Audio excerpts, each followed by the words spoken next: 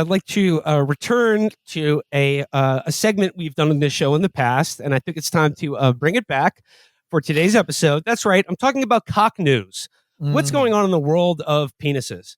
Male genitalia. Again? Come on, man. Yeah. What are you doing? And I don't know if you guys saw this, but a lot of people were talking about the other week. The New Yorker had a long article about penis enlargement surgery that is one of those things that, like, everyone was talking about, and I was like, yeah, whatever. I read it, and it is a horror show. It is it is unreal, the shit that's in this article. So, listener, if you are, let's say, not generously endowed, aka cursed by God for being Irish, there's nothing you can do about it. There is nothing you can do about it. You just got a bad hand. Yeah, just play the cards you were dealt. And you got to know when to hold them, and you certainly got to know when to fold them before going to the dick butcher. This article is wild. This is so when I was like 11, I was such a neurotic child. I don't know what the fuck was up with me, but like I remember being like 10 or 11 and like just thinking that the dick you have as a 10-year-old is just the dick you'll have for your entire life. I was just like convinced of that. I don't know. No one told me that. I was just like, oh fuck. And it's like your eyeballs. It's the one thing that doesn't grow. Yeah, and then just like this is going to determine the rest of my life. And I would think these incredibly neurotic things when I was 10. I was like, I have to get great grades so I can get into a great college like Harvard and then become a very rich, high-earning adult so I can afford surgery to make my penis big. Because otherwise it's going to ruin my life. My 10-year-old dick. And even then I would read about it. Like when our family got a computer, I would like read accounts of the surgery and like horrifying, like terrifying shit. I read an account of a rock star who like it got infected for a week straight. It was just like it was the size width-wise of like a fucking cantaloupe. Oh. And would you be surprised that in the 20 years since then that there haven't really been any advancements? No. There's just nothing, like they have not gotten better at it. Well, let's look to the bleeding edge of male genitalia enhancement, courtesy of the New Yorker. So, one of the guys profiled in this, one of the unlucky gentlemen, is a guy named Mick. He's using his middle name to avoid embarrassment, but he says the idea that his dick wasn't big enough. He describes it like an evil root. It gets in there and grows like a tree. I think everybody has that on some level about something. So it says, over the years, Mick kept up with advances in male augmentation, but wasn't thrilled by the options. The gains from a vacuum pump were fleeting. Hanging weights from the end of his shaft seemed like a painful investment for an uncertain result. And having a surgeon snip his suspensory ligament, which promised an additional inch or so, could lead to wobblier erections. I wasn't even aware that was an option. That's not. But that's now not you're wobbling all over the place. So does this guy, because I feel like this is important, does this guy just have like a small dick or like micro penis? It's not really. That is the thing. None of these guys actually. No one's breaking out a tape measure in this New York article. I don't know how that got by their much vaunted fact checking department. Because like that is sort of the exception here. Because like having a small dick is one thing, and it's a neuroses that you should, if as an adult, just confront rather than trying to avoid. But micro penis, that's like a life ruiner. Like micro penis is one of those things where it's like what do you even say to that? Is something where it's like, can't they do anything for them? I really do. I feel like terrible for them. Yeah. Like if I was a politician, that would be, every politician has like just one thing that they actually care about. Yeah. They're idiosyncratic hobby. Yeah. Everything else, I'm just, I've completely sold out my values. Israel, healthcare, whatever. But the micro penis guys, I would fight for them till my dying day. I really feel awful for them. And there's nothing. And you know what, Felix? If you were a politician, you could probably get something done about this because there's not like a big micro penis lobby out there who wants to Yeah. keep things the way they are. The Israeli lobby would be like, that's all our foreign recruits. Yeah. These are all our recruits from Long Island are micro penis guys. If you have micro penis, I'm sorry I said that. I don't know. I just was saying how sad I feel for you. Right. Well, like these are some of the he outlined some of the like the failed or like the things that don't work. But it says it wasn't until the spring of 2019 when he was 36 that he came across something appealing: a silicone implant shaped like a hot dog bun, which could be inserted just under the skin of the penis to increase its girth and flaccid length. The device, called the Panuma, had been invented by James Elist, a silver-haired urologist who had been described on TMZ as the Thomas Edison of penis surgery. So it means he stole the Panuma from the Nikola Tesla of penis enhancement surgery. He killed an elephant with a penis enhancement surgery. We've got to make this elephant's dick bigger. It's not big enough. So it says here, Elist's procedure was touted as reversible, and according to a rapturous article in GQ, more than 1,000 men had already undergone it. It was also, as far as Mick could tell, the only genital enhancement on the market that had received the blessing of the Food and Drug Administration. The basic operation would cost $15,000, roughly half of Mick's life savings. Though he added in a pair of discounted testicular implants at $7,000 more. Why are you getting testicle implants? There's no woman that's impressed by having a those huge balls balls. are so big and pendulous. Like, if a woman like won't have sex with you because of the size of your balls, like she was already looking for an out. I've got to say, like, that's nobody's that was deal doomed breaker. from the get go. It's just like like you didn't get a call back. It's because like she was out there with her girlfriends. They were having mimosas, and she was like, "Girlfriends, you won't believe how small the testicles of this guy I had sex with last night was." I don't know. Maybe ladies do that kind of stuff. I don't know what they get up to. Look, if his balls aren't clacking together like a Newton's cradle, I don't want to see it.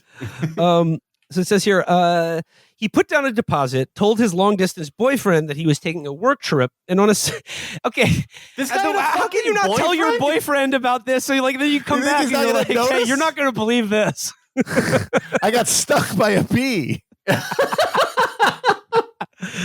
thought, like, I had sympathy for this guy because it's like I assumed, he was alone. He was, this would help. He thought this would help with his confidence or something, but he has a fucking boyfriend. Yeah. Oh my God. He put down a deposit, told his long distance boyfriend that he was taking a work trip, and on a sunny morning in September arrived at Elist's office in Beverly Hills.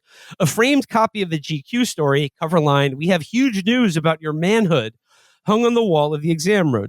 Elist strode in, directed Mick to drop his pants, and rolled Mick's scrotal sack appraisingly between his fingers as though it were a piece of fruit at a market stall. Dear Lord. So it says here, Elist's hands seemed reassuringly delicate, but Mick wanted to see the implant before it was put inside him. The surgeon clicked open a briefcase containing 3 translucent sheaths: large, extra large, and extra, extra large. The device felt stiff to Mick's touch, but Elist told him that over time it would soften to the consistency of a gummy bear. Is this one of the Haribo gummy bears, or is this like, I need some details on this. Okay. So it said, the operation took place the same morning in an outpatient clinic up the street. In a pre-op room awaiting his turn, he watched Rush Hour in its entirety on a flat screen TV. So I think like Rush Hour would be the perfect movie to watch before you were potentially getting your dick mangled for life or going under general anesthesia that you may not wake up from.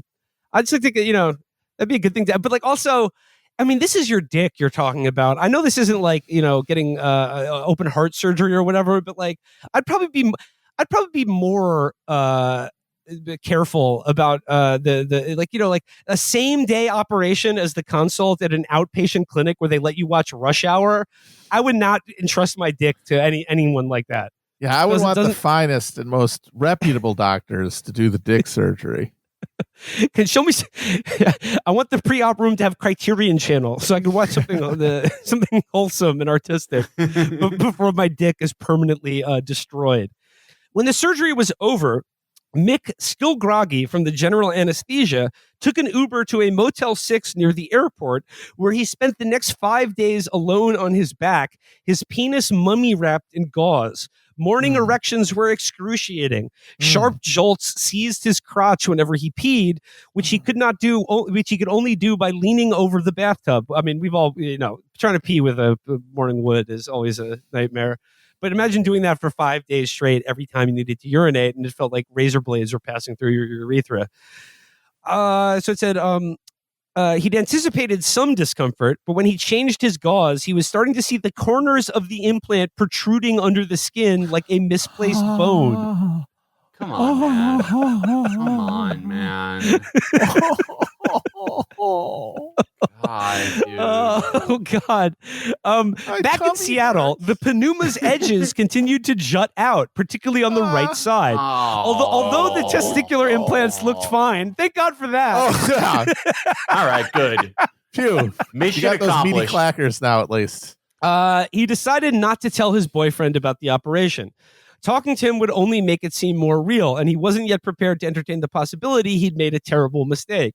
When he emailed Elis Clinic, the staff urged patience, consoling him that he was continuing to heal as we expect. Then he began to lose sensation.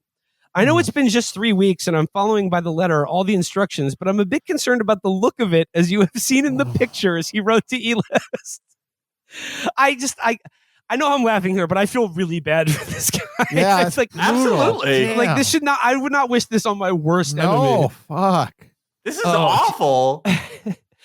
It's been 70 days since surgery, and yet it feels like a shrimp, he wrote in November. I'm so sorry for another email, he wrote in December, but I'm freaking out about the fact that I have zero sensitivity in my penis. Ooh. Being totally numb is normal, as mentioned in the past, correct? He asked later that month. It will pass, correct? Can we This is totally normal. Do this, doctor? Yeah. Just jumping ahead a little bit here, and this dovetails with a lot of what we talked about over the last couple of weeks, but it says here, because the FDA requires the pharmaceutical industry to conduct clinical studies of new drugs, it is often assumed that the same is required of medical device manufacturers. However, a loophole known as the 510K process allows companies to implant untested products in patients as long as they demonstrate that the devices are substantially equivalent to those already on the market. Oh dear. Going on, they talked to some other urologists that say the cosmetic revolution of the flaccid penis is urology's last frontier. The final frontier is can we get those cocks bigger? We got to get the cocks bigger. They can't stand in the middle zone. They need to maximize everything. You got to just be able to be mid. You got to accept it. On the conference circuit, where the goals of the revolution were subject of fervid debate, Panuma surgeons argued that urologists were at a crossroads. They could cede the augmentation market to quacks and overconfident plastic surgeons, or they could embrace their vocations as so-called champions of the penis. When the tabloids reported in March 2019 that a Belgian-Israeli billionaire had died on a Parisian operating table while getting an unknown substance injected into his penis, it seemed to prove their point. But they're going on to some of these other sort of explorers in the exploring the undiscovered country of a bigger, thicker cocks. It says here, Paul Perito, who developed a popular filler named Eurofil, asked colleagues at a recent webinar attended by doctors across the world. He displayed a slide highlighting an ad by Victor Loria, an osteopath and erstwhile hair transplant specialist headquartered in Miami, whose permanent penile filler injections were on sale for $14,950. Lioria's concoction, mixed in-house, includes silicone oil, which is typically used to refill damaged eyeballs. Perito described Loria's methods as practically criminal, but Loria, who self-identifies as the highest volume permanent penile filler administrator in the nation, I'd like that on a t-shirt, please, denies unethical conduct, but defends safety record of his product, and told me that Perito and his bandits were just upset that he'd stepped into the urologist's sandbox. What the Panuma promised the urologist He's disrupting dicks, literally. Yeah. So it says, what the Panuma promised the urologist was effectively what it promised patients, the chance to make it even bigger. Inserting an inflatable penile prosthesis to treat erectile dysfunction brings a surgeon around $800. For the Panuma procedure, which is not covered by insurance, the same surgeon can pocket 6 times as much. In the paperwork Mick had initialed on the day of his surgery, a clause said, "The clinic highly discourages seeking information elsewhere on the information provided, as the information provided can be false, misleading, and inaccurate." One day, though, Mick opened a Google and searched E-List, Panuma, and Numb. Really? Here are some more horror stories in case you didn't feel bad enough already. A truck driver whose device dug into his pubic bone told me that he felt like a prisoner in my own body. An executive at an adhesive company who hid his newly bulging crotch behind a shopping bag when walking his dog began to have nightmares in which he'd castrated himself. A sales specialist at an industrial supply store sent me his diary, which imagined E-List as its addressee. "I wish you could have told me I would lose erect length," he wrote. "I wish you would have told me it could shift and pinch my urethra and make it difficult to urinate." Oh. Dude. But like, God, wait, there's one more. It was tricky to bend over and tie the laces of winter boots, tricky to slip on a condom, tricky to sleep in a comfortable position, tricky to stretch, tricky to spoon. "It makes you look like you're always semi-erect," a health spa vice president said of the Panuma. "I couldn't let my kids sit on my lap. I couldn't jump on the trampoline with them. I even This felt like guy a had pervert." fucking kids? Yeah. Why are Okay, you doing this? I feel bad Why for are him, you but it's like, doing you have this? fucking kids. Why are Yeah. you doing this? Yeah, you should just Your deal dick with already the penis works. you It's have. already done the. You won, works. homie. It Imagine, functions. imagine if you fucking died on the operating table. Your kids you'd be the first case of like 3 siblings all becoming mass shooters. That is like a level of trauma beyond even like the Paddock. Yeah, family. my dad died because he wanted a bigger fucking dick. Yeah, Jesus Christ. dude. Yeah, you like, won, man. Like, look the good gift horse in the mouth. Jesus. But look, God. it's not all horror stories because Okay. Kaylin Strauss, a 35-year-old life coach, was thrilled. By Good. A life coach likes it. It's got to be good.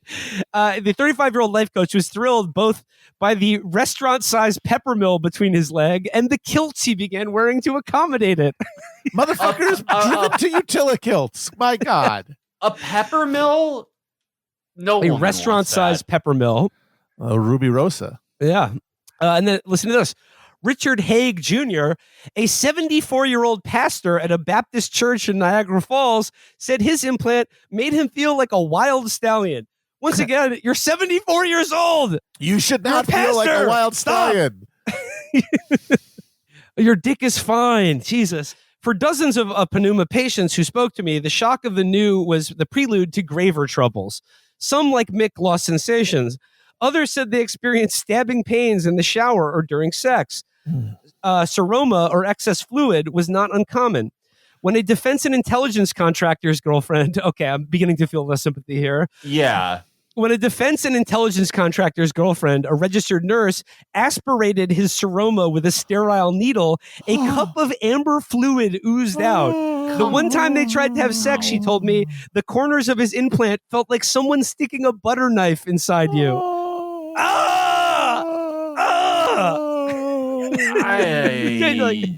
Just listener, stop. We'll stop the episode right now.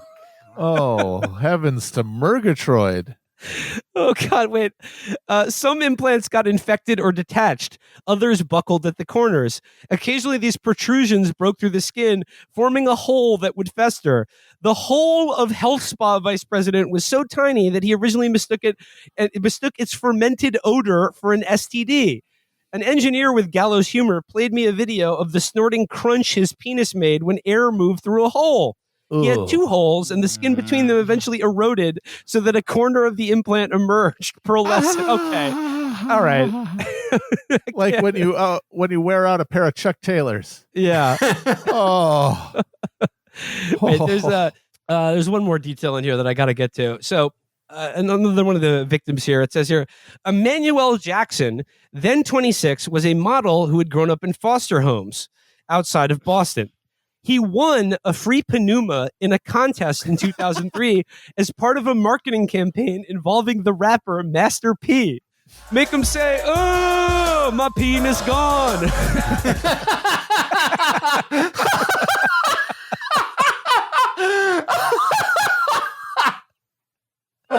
Oh man, I know what I'm going to be thinking the next rest of my life. It says here, Boy. according to a complaint by the Medical Board of California, Jackson says he was given scripted answers for a promotional video, which later appeared on E-List's YouTube channel. E-List spokesperson said Jackson volunteered his positive comments in the video, and Master P, who once featured E-List on his Playboy radio show, said through his own spokesperson that he was not involved with any YouTube testimonials for the implant. Master P, do better. Could you please endorse a reputable dick enlargement product? I expected better from the star writer and producer of Repos, starring himself and Michael Blackson. I guess he's finally discovered a limit. That's right.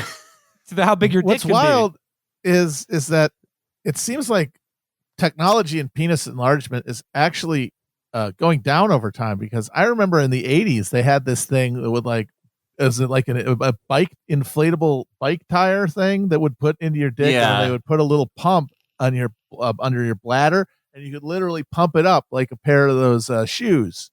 And that seems like a better system than whatever the hell this is. Like the I don't Reebok, know why we transitioned here. Maybe because it's the parts are cheaper. I don't know.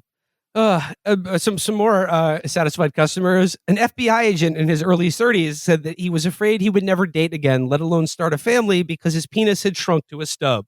A Hollywood executive. Wait. So it shrunk? Yeah. It shrunk. Yeah, so he didn't sort of doing the opposite. He didn't start out with a micro penis. It just went away. Yeah, he has disappearing penis syndrome. I'm concerned. Like, this guy, I question his thought process, because if it really did shrink, it's like I'd worry less about the surgery and more that you like angered a witch.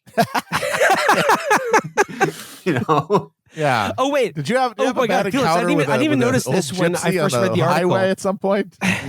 Wait, Felix, you were inquiring about how big Mick's penis was before the surgery. I didn't even notice this when I first read the article. Listen to this. A year had passed since Mick's explant, and he'd entered a serious depression. This is like after he got the implant taken out, and he lost all sensation in his glands. Basically, dick don't work, broken.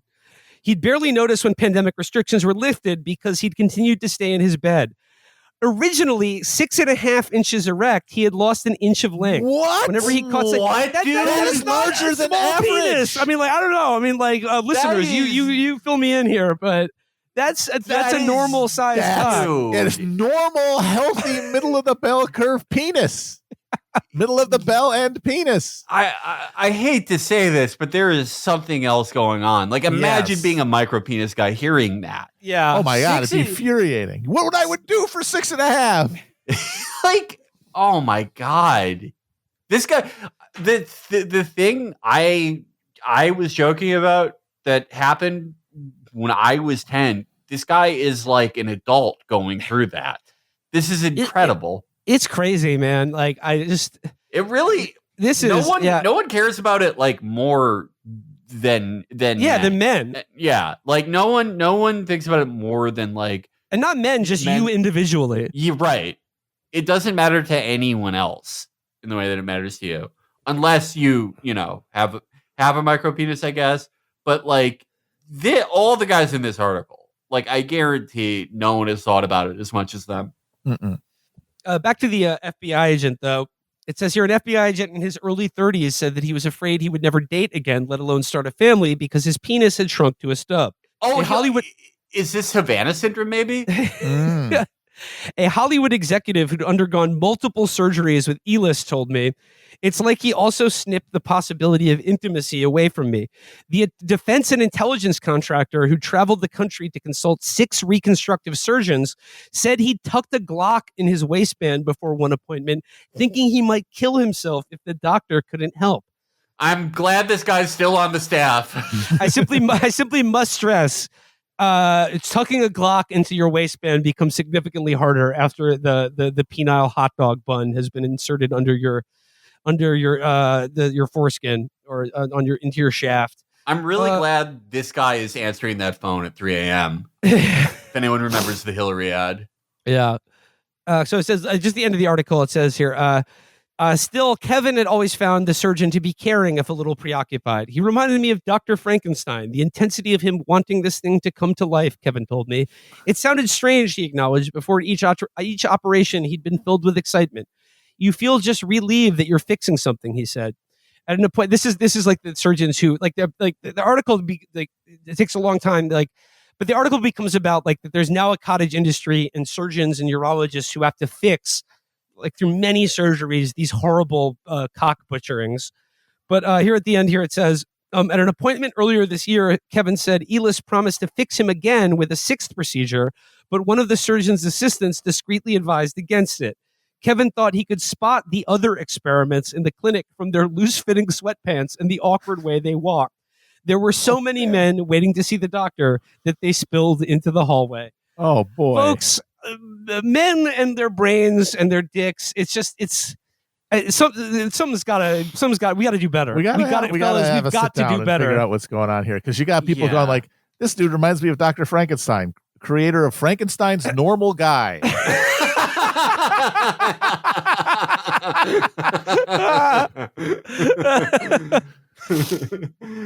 Can you just stitch John Holmes's cock on some just replace mine with his? I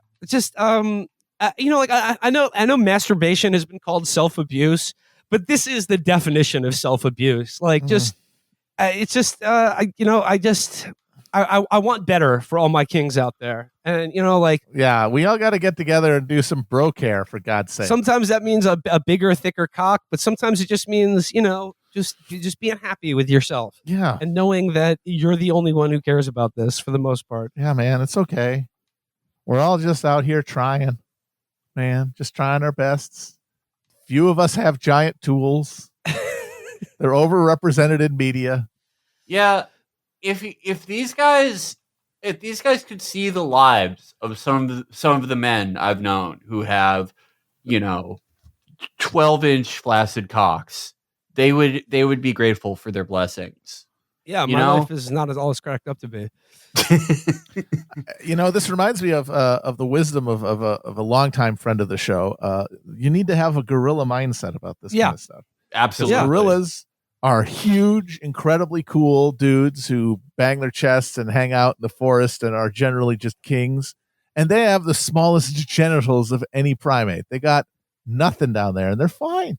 Yeah. Yeah. And then, okay, I love armadillos. That one gorilla that was dropping dick off, he was still dropping dick off. Exactly. I love armadillos. We all think they're cute, but they have like some of the biggest dicks proportional to their bodies. Does their life seem good? Yeah. No. Armadillo versus They're a gorilla. Fucking skid mark on a Texas highway. Not a contest. Armadillos are like abused by the world. Yep. Whereas gorillas are our secret kings. Felix, do you know actually what animal has the largest penis to like as a proportion of their body size? You want to talk about an animal that's even more cursed than the armadillo? It's the barnacle. Oh, that sucks. That sucks because it's like if they know it, if they like know what dicks are socially, but then you have to live your life just being a static like crust on the side of a ship. Yeah, you're never gonna meet a woman. What are you talking about, Felix? All ships are ladies. Oh. They're all over them. They meet nothing but bitches. It says here, barnacles can have penises that extend to 8 times the length of their bodies. 8 times. That is just impractical. Well, I hope everyone enjoyed that article. I hope it maybe put the fear of God in anyone considering any of these fly-by-night dick enlargement surgeries. Machi. Because that was a horror show. A horror show. Yeah, that was one of the scariest things we've ever read on the show. Just like respect the cock, tame your desire to have a bigger one.